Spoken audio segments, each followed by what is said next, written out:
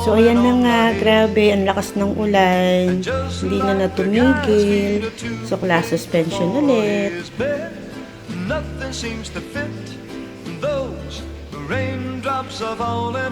So ayan na nga, dahil sa walang tigil na pagbuhos ng ulan, umapaw na ang tubig sa mga baradong kanal. So ayan na, kaya tayo ngayon ay naglalakad sa matubig na daan.